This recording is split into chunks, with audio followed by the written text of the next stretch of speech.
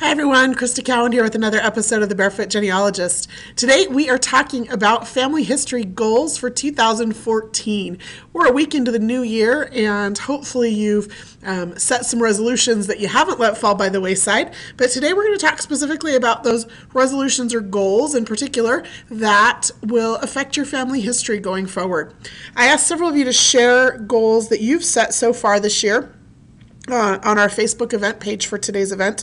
And so I'm going to share a few of those with you just to kind of get your juices flowing, your creative juices flowing as you start to think about what kinds of goals you could possibly set. Then I'll talk about some specific categories of goals that you might consider. And then I'll share my goals for the year. And excuse me, hopefully that will again, just kind of give you some framework for how you might set some goals that will help move your family history forward in this new year. So let's go ahead and dive in. Let's talk about a goal that Janine set. She says, my goal is to learn more about record collections. I know I am just scratching the surface and I am often too embarrassed to ask questions because everyone else seems to know how and where to access things. I'm taking the 52 Ancestors in 52 Weeks challenge, but including descendants in mind, live people, so some of the current stories are captured. I've signed up for an Irish pen pal, and I'm going to move to a little village for 2 months this fall where ancestors first settled when they came to Canada, discover local history, uncover family history, and meet some descendants from other branches. Janine has about 10 goals listed there, and I think that that's fantastic. She talks about learning more about record collections, which I think is really important, and we'll talk more about that in just a few minutes. She also mentions that she says she's often embarrassed to ask questions because everyone else seems to know how and where to access things. If I was a new family historian or just getting into genealogy, one of the things that I hope I would remember is that I don't know what I don't know, and that not everybody knows everything. Our Facebook page and our Facebook group for Ancestry.com are both really great places, as well as our message boards and our community forum, to go to ask some of those questions. Don't be embarrassed to ask those questions about what records exist or where you might find them. Every single day, somebody asks me about the 1890 census, not knowing that it was destroyed in a fire. Or I get the question about when the 1950 census is going to become available because they haven't yet learned about 72-year privacy laws. I don't think that those are silly questions at all. They're just questions that new people ask. And I'm glad they ask them because it gives them an opportunity to learn. So Janine mentions here that she wants to learn more about record collections. And I would hope that that includes maybe overcoming her embarrassment a little bit to ask some of those questions. She also talks about the 52 Ancestors in 52 Weeks challenge. If you're not familiar with that, let me just share that with you. Our very own Amy Johnson Crow, who many of you are familiar with from some of her webinars, has a blog, a personal blog. Her blog is nostorytoosmall.com. That's nostorytoosmall.com. And last week she issued a challenge. It's a challenge to anybody on Facebook or who has a blog to write about an ancestor a week. Make one blog post a week is what her challenge was, dedicated to a specific ancestor. Write a story, outline a research problem, post a photograph of them. Just one thing about one ancestor each week for the 52 weeks of the year. Now today's the 7th, and so that means you can still get in on this. And even if you're watching this in February or March, you can still get in on this. I think it's a really great challenge. So if you go to nostorytoosmall.com, you can read more about Amy's challenge to us, and I'm going to be taking up that challenge as well to post more about the ancestors that I know about. And I love how Janine takes it a step further here, and she's going to include living descendants. So some of those current stories are captured. I think that's fantastic. She says she signed up for an Irish pen pal, which is great, and she's also going to go spend 2 months in a place in Canada where her ancestors are from, and really soak up the local history and do some family history research while she's there. I think those are excellent goals, Janine, and certainly some things for some of us to think about incorporating into our own family history experience.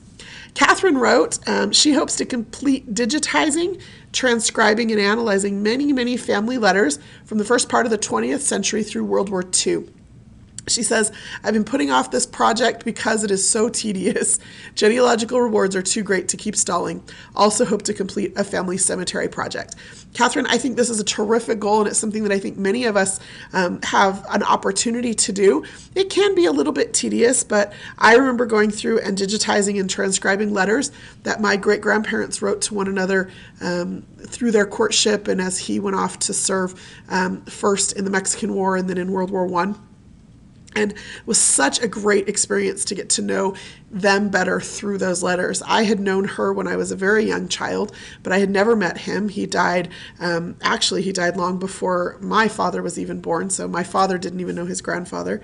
And so that's a great way to come to know people, and then to share that with the family because you've put in so much work and so much love and effort. So certainly an excellent goal. She also mentions completing a family cemetery project. I don't know the details about that, but I assume she means that there is a family cemetery that she is maybe photographing the tombstones for and then transcribing those, hopefully putting those memorials up on Find a Grave so that others have access to that information. That kind of volunteerism is one of the great things about the genealogy community, and it keeps us all moving forward in our research. So thank you, Catherine, not just for sharing your goals, but also for that volunteer spirit. Debbie says this year she would like to be able to break through some of her brick walls. And as I posted on my own personal Facebook page about genealogy goals, that was probably the pervading theme, was that everybody has an ancestor or two that they've been looking for years, and they're hoping that this is the year. Debbie takes it a step further, talking about exactly what she needs to do in order to maybe reach that goal. Specifically, she says learning more about where to look for clues that I know must be out there. So that concept of educating yourself about what records are available, I think is a great goal so that you can discover what might possibly help you understand more about the time and place where your ancestor lived, so that you can understand more about the records that were created, so that you can learn where those records are, so that you can break down that brick wall. Debbie goes on to say she also wants to travel to some of her ancestors' burial places and the towns where they lived. And I think travel is an excellent goal. There's something very significant about being able to walk in the footsteps of our ancestors, to see the things they saw and the places that they lived, and maybe come to know them a little bit better that way. Victoria says she would like to really ferret out all of those family photographs hiding in the basements and attics of her family members. She says there's so much information to be gleaned, and she's absolutely correct. A lot of times people who are mildly interested in family history or who have no interest in family history just happen to be the ones who, because of the way that things were passed down in the family, inherited some of those family treasures.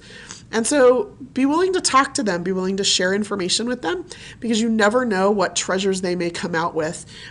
Things that photographs and letters and memorabilia that you may have been looking for that can help really tell those family stories and connect you with those ancestors. And being willing to digitize those photographs and then share them with the rest of the family is often just the thing that you need to be able to get them to share those or to open those things up to you. So I think that that's an excellent goal. So here are kind of just a few key words that I have been kicking around or thinking about as I've been setting my own goals. There are a lot of different kinds of genealogy or family history goals that you can set. And as you've seen from several of these women or whose goals we've shared, there are goals you can set about volunteering. And I would hope that you would think about that.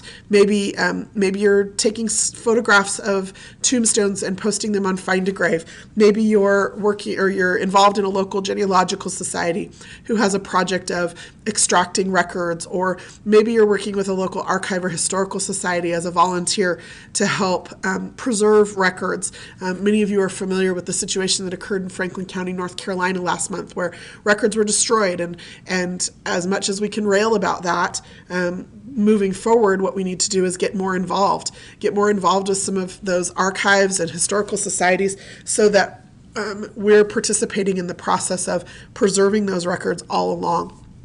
So there are certainly goals to set around volunteering.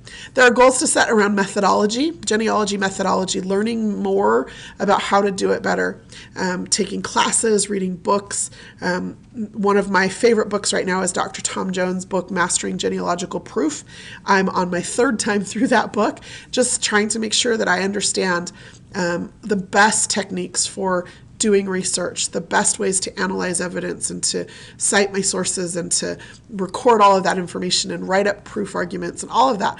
That methodology makes sure that the more I learn about methodology, the more it ensures that I'm climbing the right family tree, that I'm not confusing people of the same name and climbing someone else's family tree, that I'm not just attaching records that might have nothing to do with my family, but that I'm actually looking for my family, my roots. There are goals to set about writing, and this is a big one for me. It's something that I have a great passion about, but often gets set to the side. Our ancestors are more than just the blanks we fill in on the pedigree chart. They're more than just the birth date and the death date and who they married. They lived lives, and every record gives us a little piece of that clue, a little clue to that story. And so the more we can write those stories, the better. Now, maybe a little more difficult for your third or fourth great grandparents, but there are stories to be told about your grandparents and your parents, stories that will be lost to time if you don't record them. I have heard for years stories from both of my grandmothers, stories about how they met their husbands and how they grew up and relationships with their aunts and uncles and cousins. I don't know if anybody else in the family even knows some of those stories, and I need to write them down and record them so they're not lost. So writing is a big deal. There are goals to set around living family. We sometimes in our quest for dead people forget that there are living family members as well. A third cousin may not seem really closely connected to you, but I always look at third cousins a little bit differently. Third cousins are the grandchildren of my grandmother's first cousins. Now that sounds maybe a little bit convoluted or roundabout way to look at it, but my grandmother talks a lot about her first cousins, and she was really close to them. And so if I think about that, we're still family, even though these are the children and grandchildren of some of those first cousins. So reconnecting or connecting with some of those cousins who, again, may have stories or artifacts, but also who just may need to know that they're part of a family, that they have a heritage that we've been able to discover or uncover and that we can share with them. There are goals around education. I would hope that you would look into attending genealogy conferences or seminars, if not at a national level, at least at a local level. Look to your local genealogical societies and see what kind of monthly classes or seminars they put on that might provide you with further education. Check out videos or books, anything you can do to further your genealogy education. There are goals you can set about research. Again, those brick wall ancestors. Write down everything you know about them. What do you know? Then the next step is to write down how you know that information and then what you'd like to know. What do you know? How do you know it? What would you like to know? And as you do that, you'll find that those brick wall problems, if they don't come tumbling down, at least they become a lot more clear so that you can start to seek out the help. There are goals to set around records, lots of records that exist in the world that you don't even know about yet, lots of records that exist in the world that I don't even know about yet, and I've been doing this a really long time and am immersed in it every day. And so there's goals to set around learning more about different kinds of records, what records are available, where, when, and where you can access them. And then the final category I have listed here is just travel. If you have the means and the opportunity to travel to places where your ancestors lived, or where they're buried, or where they may have worked, where they may have migrated through, that's a really great thing. One of my favorite things to do when I visit New York City is just to go to Ellis Island. I only have one ancestor who came through there, one family member who came through the port of New York, wasn't even Ellis Island at the time. But I like to take that tour and just realize the history of that place and of that immigrant experience. So even though I don't have a family member that lived there for any length of time through the 1800s or 1900s, it's still a great experience to be able to immerse myself in that piece of history. Maybe you live near a battlefield of some significance, or there's a historical society or a museum near you. Travel doesn't have to be expensive, and it doesn't have to be far away. I live just down the street from a cemetery where some of my great-great-grandparents are buried, even though I was not raised here, neither were my parents or my grandparents, but it just so happens that some of my great-great-grandparents did live here in the same valley that I live in now. So travel, whether it's far or near, is certainly a goal you can set. for your family history. So in closing, let me just share with you the goals that I have set. I have set 4 very specific goals. For me, when I talk about goals, I use that SMART formula. They're specific, they're measurable, they're attainable, they're realistic, and they're time-bound. The acronym of that, of course, is SMART. SMART goals: specific, measurable, attainable, realistic, and time-bound. And so I try to write them that way. So I will be participating in Amy's 52 Ancestors in 52 Weeks challenge, where I plan on writing a brief biography of one ancestor per week throughout the year. Now, I probably won't post most of those on my blog, but I do intend, I have several Facebook groups and pages that I've set up for common ancestors, and I've been collecting cousins for 5 or 6 years on some of those pages, and I intend to post some of those things on some of those pages where they have a more wider audience for people who are interested in those ancestors. So that's my first goal, write a brief biography of one ancestor per week throughout the year. My second goal has to do actually with membership in a lineage organization. I had the opportunity, thanks to some really great hand-women who helped me out, to become a member of the Daughters of the American Revolution this last month. And they hand walked that paperwork through, and I'm so appreciative for that. And as I'm learning more about the DAR organization, I'm just excited to be a part of that. And so I have set a goal to apply for one supplemental DAR Patriot per quarter. Once you become a member of DAR, you can actually submit paperwork for additional ancestors who may have served in the Revolutionary War for the Patriot cause. And I've got 17 known Revolutionary War patriots, and I estimate another 24 possible who I just have to prove service for. So that's my goal for this year, one supplemental application for DAR Patriots per quarter. I also have set a goal to study about 2 new record collections per month.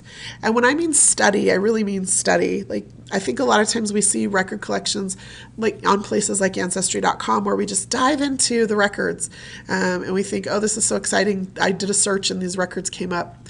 But one of the things I was reminded of yesterday, here's an example. The Pennsylvania church records, they're this great collection of, see if I can find my website. There we go.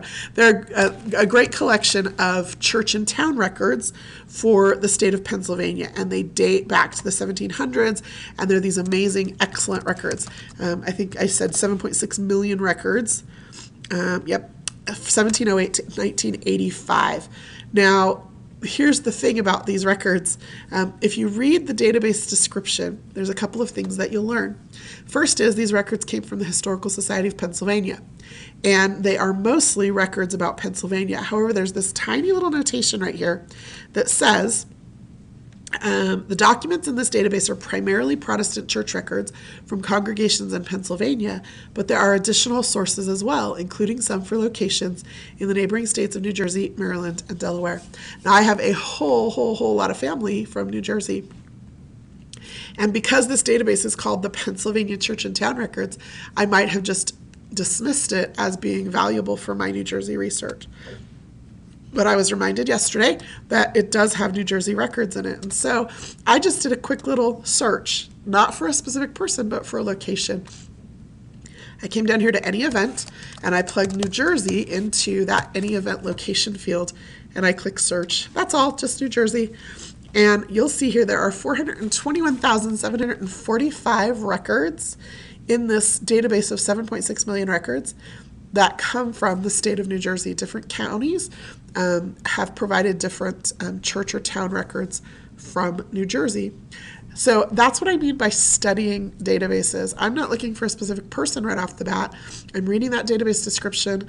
I'm playing around with different searches to see what kind of records come up. It mentioned Maryland and Delaware also included in this particular database. So I could do that same search for one of those states. Maryland has 12,818 records in this particular database. I think Delaware has 17,000. So doing searches like that help me understand more about the records and the collections. I also want to learn more about why the records were created, what those records tell me. We'll be talking later this month about a set of Georgia marriage records. I hope you'll join me for that, because that's one of those opportunities to study record collections. And so that's my goal for this year. And then my final goal for the year, I said I set 4 goals very specific to family history this year, is to spend 2 hours a week attaching records from previous research to my tree. Some of you who've been with me for a while know that I started doing family history research when I was a young teenager, and I did it with the best I could with the tools I had available at the time. Both the tools, the computer tools, the technology tools, as well as the tools in my personal genealogy toolbox, the things that I knew and understood about family history. Well, now I have a tree online, and it's in Family Tree Maker, and I have the 2 synced. And all of the research that I did on those first 5, 6 generations of my family, there's no records attached. And it's just because I have moved on to other things. I'm researching other things since I have the new technology tools available to me. And so my goal is to go back. I spend a couple hours a week going back, looking through the notes. I keep extensive notes, the notes of my research, and then relocating those census records or those birth, marriage, and death records that are almost all available now on Ancestry.com, and attaching those records to my grandparents and their brothers and sisters and their parents and their aunts and uncles, and making sure that those for several generations of my tree have actually attached records. I have great documentation, but I haven't actually attached the records. So those are my goals for this year, and I hope that that gives you an idea, or at least some feeling for some of the possible goals that you could set. It's really easy to get excited about family history. I very often end up down a rabbit hole and off on a tangent and find myself studying things. But when I sit down or have a few hours to work on my family history, it's nice to have these goals posted so that I can just remind myself what it is that I'm working on, or what my objective is for the year, or my objective is for connecting with my family history. That's all I have prepared for you today. Hope that was useful. We didn't get to post this live today because of some problems with our live stream channel. There was some major connectivity issues with some of their servers, and so I'm recording this separately, and we'll upload it to YouTube. And so hopefully you don't think I've gone away. Just there was some problems with live stream today, so I will be back on live stream live on Thursday if all goes well.